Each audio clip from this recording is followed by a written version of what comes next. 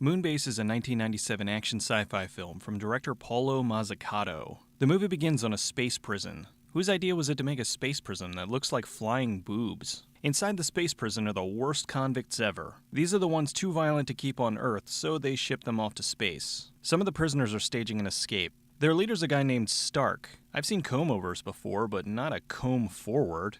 He makes Donald Trump's hair look good. The prisoners stow away on a garbage vessel headed for the moon. L4? Being that this was the 90s, you'd think it would be L7. Here's the waste disposal plant on the moon. This is where THQ shipped thousands of unsold U-Draw tablets. The Moonbase is not something you just dump something on. It's not a big truck. It's a series of tubes. John Russell, the head of the Moonbase, gets a message about the incoming cargo. Deckard's upset because the crew is supposed to be off today. We're off today. Well, not anymore. L4's got a dump tomorrow morning. He's in the kitchen complaining. I have never even seen this color. He's never seen white before? Gotta love movies from the past that predict ridiculous things in the future. Don't pay any attention to him. He hasn't gotten laid since Sonny Bono was president. Over in Masani's room,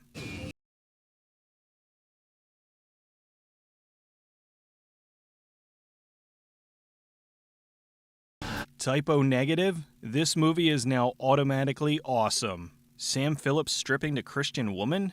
Peter Steele would be proud. Deckard interrupts Masani and turns off his Dream Girl virtual sex toy. Hey, how did you get by before you snagged this piece of hardware? Oh, you know, normal stuff. Wait till everybody falls asleep, sneak into their closets, jerk off in their boots. It's a size 11, right? I know I'm oblivious in the morning, but even I think I would notice if my shoes had cum in them. The crew suits up and heads out to clear the drop zone for the incoming cargo. The surface of the moon looks a lot like a garbage dump in California that's been color-corrected teal. Lucas is moving one of the chemical containers, but it has some goop on it. What, has Masani been jerking off out here too? John gets a call from Earth. What the hell is Buck Flower doing in a suit? Murdoch's telling John they're sending up a military ship to the base to overlook something mysterious. Deckard gets revenge on Masani by swapping out the girl in the Dream Girl program. Mom? You're so big and hard. You make my mouth water.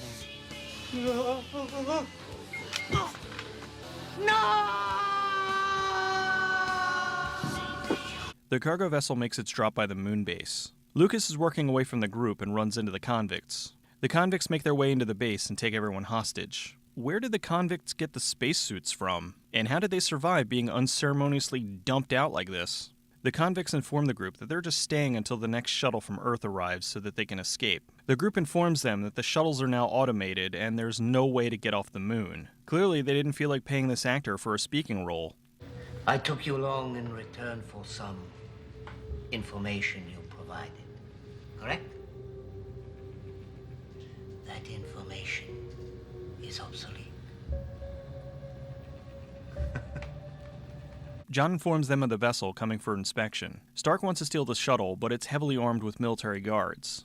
On the shuttle is the Colonel and Russell's ex-girlfriend Dana. They couldn't afford Terry Hatcher, so instead they got this impressive reproduction. While they're in the computer room, they receive an APB report about the missing prisoners. A fight breaks out, the convicts kill some of the guards, and John and Dana escape. They try to call for help, but the transmitter's broken. Dana confronts the Colonel about the real reason they're on the moon. There's some stockpiled nuclear warheads they've been sent there to retrieve. The Colonel and his guards go to get the warheads. John and his crew lock themselves in the main bunker. These spacesuits don't seem to be built very well. The flashlights are too heavy and everyone's helmet leans uncomfortably to the side. Deckard, Masani, and Will head to get some parts so they can fix the transmitter. The Colonel finds the hidden bunker and the warheads. They just look like someone glued a bunch of circuit boards together.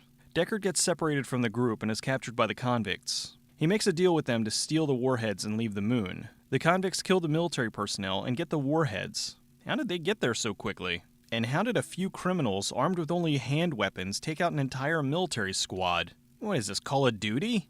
John heads out to try to stop the convicts from making it back inside, but he doesn't get there in time, so he takes off and hides. He's all right. He knows his base inside out. If he wants to disappear, he will. They make it sound like he could be hiding anywhere, and the best he could do is move slightly behind some pipes. The prison's sending a ship to pick up the convicts. Stark gets Deckard to stop them. Why do people in movies try to negotiate with criminals? Isn't it always going to end the same way? I'm doing all the work around here. We're gonna have to renegotiate our arrangement.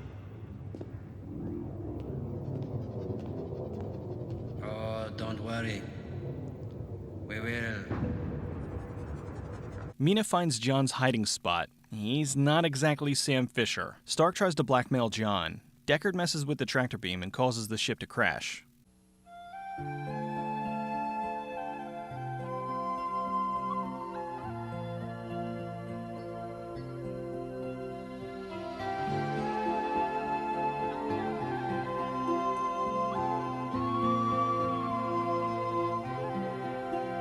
Mina's trying to convince John to help them escape. I have to admit, this is a good line. I need you to help me. I'll give you anything you want. Anything? Can I have your gun? She did say anything. I like how the company emblem is just fridge magnets. Dane and Masani rescue John, but Will gets killed. The three escape to the shuttle bay. They get in the shuttle, but have to have the computer linked with Earth before they can leave using the autopilot. You'll never guess what I'm holding in my hands at this very moment. I don't think now is the time for that. A positronic pulse warhead.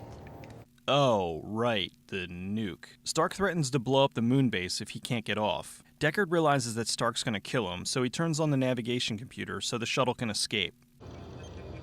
Consider our arrangement renegotiated.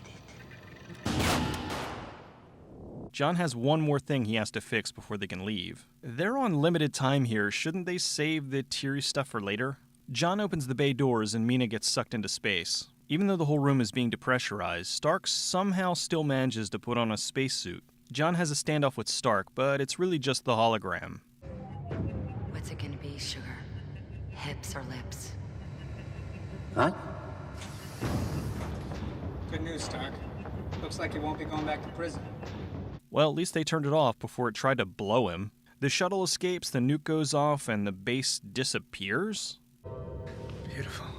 Yes, it's just lovely. Now wait until you get back to Earth and they stick you with the bill for blowing up half the moon. The movie was filmed back in 1993, but due to some budget issues and producer squabbling, it sat on a shelf and wasn't released until 1997. That's why even though it came out in the late 90s, it looks like something from the early 90s. This was director Paulo Mazzucato's first and last movie. He worked as an editor for a while, and then in the late 2000s, he wrote a bunch of direct-to-video disaster films like Heat Wave and Black Rain. Kurt Fuller played Deckard.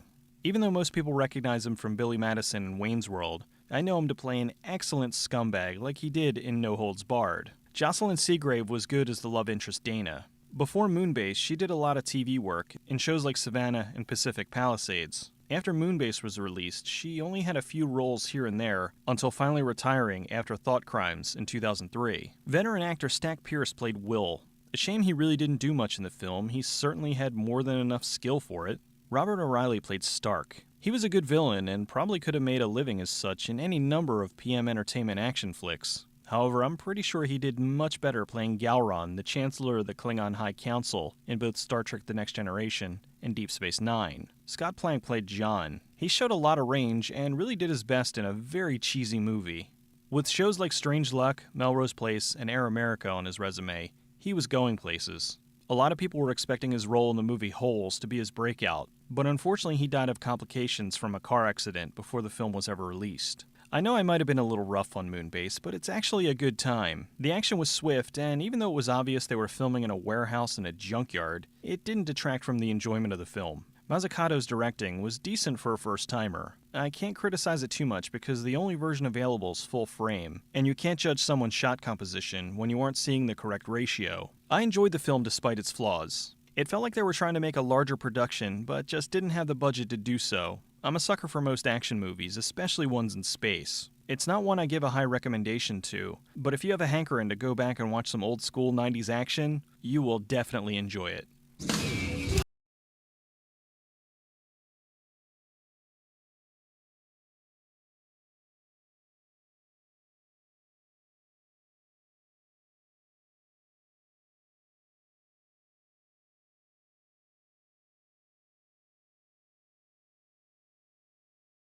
This is great!